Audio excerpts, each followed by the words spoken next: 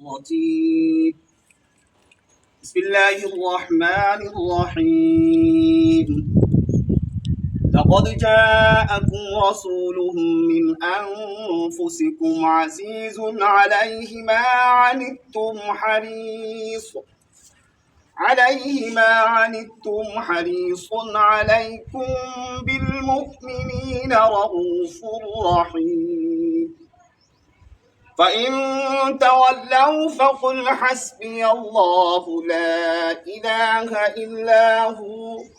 عليه توكلت وهو رب العرش العظيم صدق الله العظيم وسلم عليك يا حبيب الله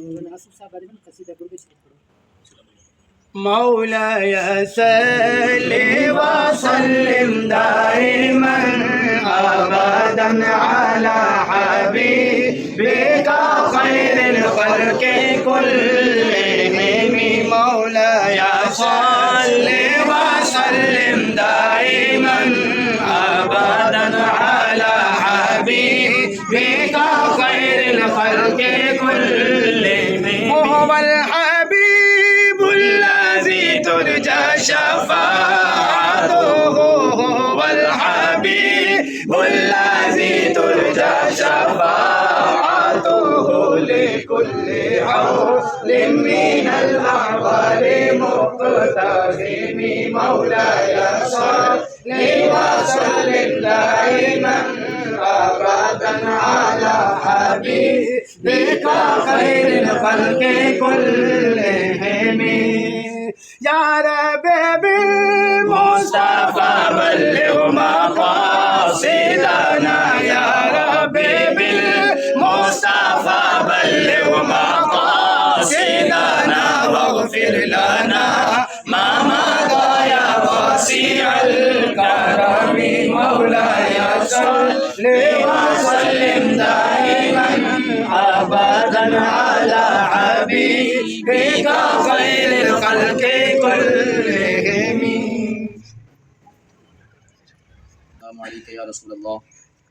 وعلی آلک و صحابک یا خاتم النبیین۔ الحمدللہ اللہ پاک کا بہت بڑا کرم ہے کہ اس نے ہمیں آقا علیہ الصلوۃ والسلام کی ولادت باسعادت کی خوشیاں نصیب فرمائیں، کیونکہ محبوب علیہ الصلوۃ والسلام کی ولادت باسعادت کی خوشی منانا بہت بڑا اعزاز ہے۔ یہ اللہ تبارک و تعالیٰ کی توفیق سے ہی ہوتا ہے، اور یہ توفیق اللہ تبارک و تعالیٰ ہر کسی کو عطا نہیں فرماتا۔ جس شخص کو اللہ پسند فرماتا ہے اسی کو اپنے پاک محبوب کی آمد کی خوشیاں نصیب فرماتا ہے، اور اس سے اللہ بھی خوش ہوتا ہے، اللہ کا محبوب بھی خوش ہوتا ہے۔ علامہ ابن جوزی آپ لکھتے ہیں کہ ایک واقعہ انہوں نے اپنی کتاب کے اندر نقل فرمایا، لکھتے ہیں کہ ابن نعمان رحمۃ اللہ تعالی علیہ انہوں نے خواب دیکھا،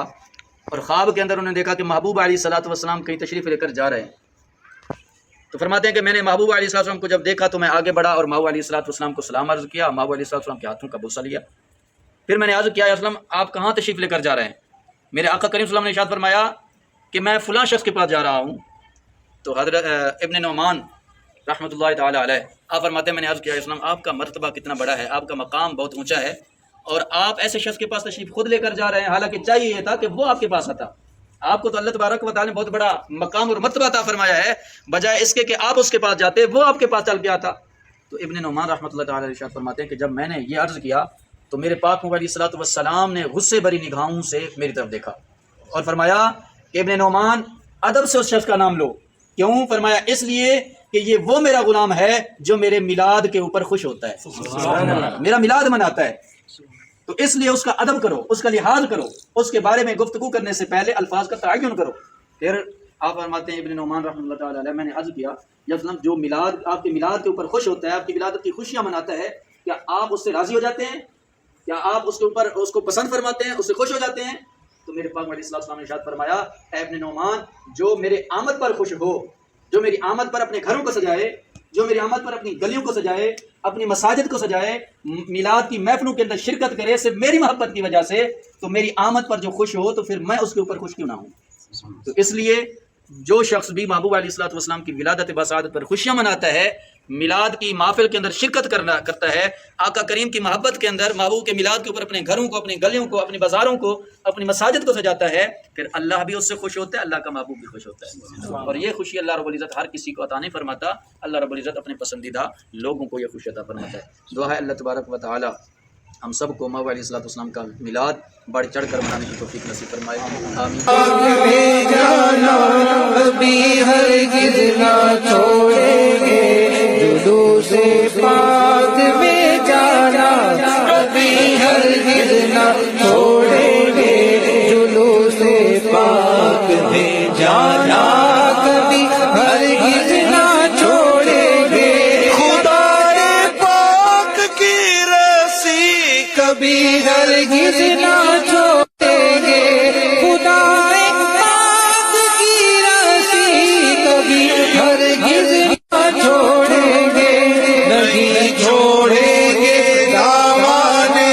نبی ہرگز